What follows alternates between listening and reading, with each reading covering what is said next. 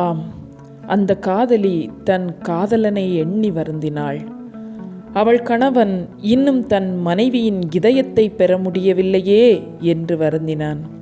தன் தாய்க்கும் தந்தைக்கும் என்னதான் பிரச்சனை நம் கல்யாணத்தில் கூட அவர்களால் சந்தோஷமாக இருக்க முடியவில்லையே என்று காதலன் பெயர் கொண்ட மகன் கண் கலங்கினான். தன் மகன் ரிசப்ஷனுக்கு வந்த பரிசு பொருட்கள் அவளின் பழைய நினைவுகளை தூண்டியது. தன் காதலன் தன் கல்யாணத்திற்கு அனுப்பிய பரிசு நினைவுக்கு வந்தது. அப்பரிசினை காண இதயம் துடித்தது. யாரிடமும் சொல்லிக் கொள்ளாமல், யாரையும் பாராமல் பரிசினை தேடி காண கால்கள் நகர்ந்தது. மண்டபத்தை விட்டு வெளியேறினாள். அந்த இரவில் அவளுக்கு துணையாக அவள் கண்ணீரும் காதலன் நினைவுகள் மட்டுமே இருந்தன. தன் மனைவி கண்ணீருடன் இந்த ராத்திரியில் செல்வதைக் கண்டு அவன் கணவனும் அவளை பின்தொடர்ந்தான். செல்லும் வழியெல்லாம் தன் காதலன் முகமே தென்பட்டது. கால்கள் தெறிக்க ஓடி தன் வீட்டினை அடைந்தாள். அவள் கணவனும் அவளை பின்தொடர்ந்தான். அழுது அழுது சிவந்த கண்களுடன் தன் காதலன் தன் கல்யாணத்திற்கு அனுப்பிய பரிசினை தேடினாள். பொக்கிசம் போல் பத்திரப்படுத்திய பரிசினை கண்டு தன் காதலனையே மீண்டும் கண்டது போல் இன்பத்தில் திகைத்தாள். 1000 முத்தங்களுடன் அப்பரிசினை கட்டி தழுவி ஆனந்த கண்ணீரில் அதை நனைத்தாள். அவள் கணவனோ தன் மனைவி செய்வது அறியாது கண்டு வியந்தான். காதலி பரிசினை பிரிக்கப் போனாள்.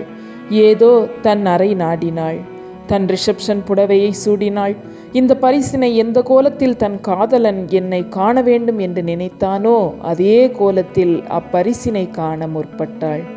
அப்பரிசினை, தன் அன்பு காதலன் அனுப்பிய பரிசினை பிரிக்கும் ஒவ்வொரு நொடியும் தன் வாழ்வினை ஒவ்வொன்றாக நினைத்தாள். தான் இன்னொருவர் மனைவி, தனக்கு ஒரு மகன் இருக்கிறான், அவனுக்கு இன்று திருமணம். தான் வாலிபம் ஓடி தான் இன்று ஒரு வயதான ஒரு தாய், இன்னொருவனின் மனைவி என்பதையே மறந்தாள். இப்பொழுது அவள் கண்களுக்கு தன் காதலன் மட்டுமே தெரிந்தான். அவள் கண்ணில் காதல் பெருகியது. வாலிபம் திரும்பி வானில் பறப்பதை உணர்ந்தாள். அப்பரிசினுடன் ஒரு பேப்பர் இருப்பதை எடுத்து படித்தாள். அதிர்ந்தாள், வீழ்ந்தாள். அவள் கணவன் அவளை ஓடி வந்து தாங்கி பரிசினை பிரித்தான். அந்த காதலி அவன் கணவன் மடியில் அவள் காதலன் பெயரை சொல்லிக்கொண்டே மாய்ந்தாள். இறக்கும் தருவாயில் அந்த பரிசினை கணவனிடம் கொடுத்து மன்னித்து விடுங்கள் என்று சொல்லி தன் கணவன் மடியில் தன் காதலன் பெயரை சொல்லிக்கொண்டே இறந்தாள். அந்த பரிசை பார்த்ததும் உயிரை மாய்க்கும் அளவிற்கு அந்த பரிசு பெட்டியில் இருந்தது என்ன? அத்தியாயம் 4 தெரிந்து கொள்வோமா? எங்களோடு இணைந்திருங்கள்.